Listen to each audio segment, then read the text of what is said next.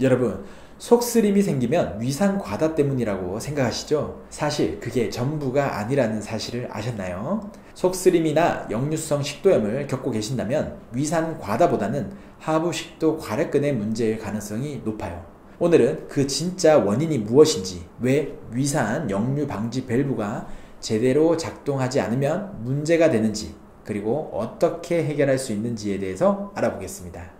여러분이 겪고 있는 속쓰림의 진짜 원인을 알고 나면 식사 습관부터 생활 방식까지 크게 바뀔 거예요. 자, 그럼 지금 바로 시작할게요.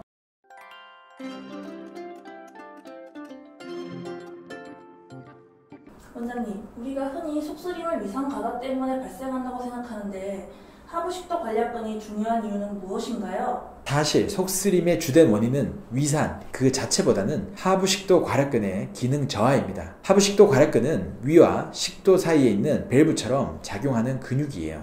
이 근육이 제대로 기능하지 않으면 위산이 식도로 역류하게 되고 그 결과 속쓰림이 생기는 거죠.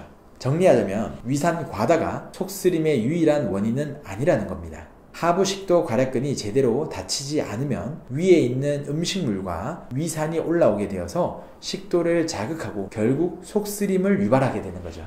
그럼 하부식도 관략근의 기능 저하는 어떤 이유로 발생하나요? 하부식도 과략근이 기능이 저하가 되면 위산이 식도로 역류하게 되는데 그 이유는 여러 가지가 있어요. 하부식도 과략근이 열리고 닫히는 것은 교감신경과 부교감신경의 작용에 영향을 받습니다. 그런데 스트레스나 불규칙한 식습관, 과식 등이 교감신경을 자극해서 하부식도 과략근이 제대로 닫히지 않게 만들어요. 또한 고염식이나 과도한 음주, 과식 등은 위압을 높여서 하부식도 과략근의 압력을 과하게 만들고 결국 위산 역류를 유발하는 원인이 됩니다.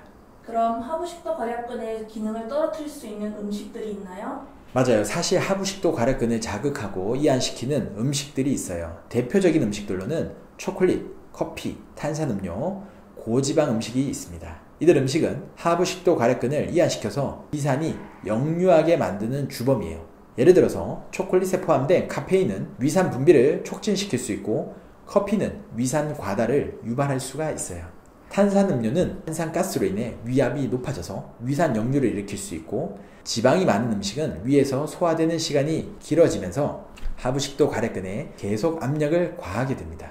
그럼 위산 역류가 지속되면 식도에 어떤 영향을 미칠까요? 위산 역류가 계속되면 식도에 염증이 생기게 되고 식도 점막이 손상될 수 있어요. 이 상태가 지속되면 역류성 식도염이 생기고 그 후에는 식도 협착이나 발해식도와 같은 더 심각한 질병으로 발전할 수 있습니다.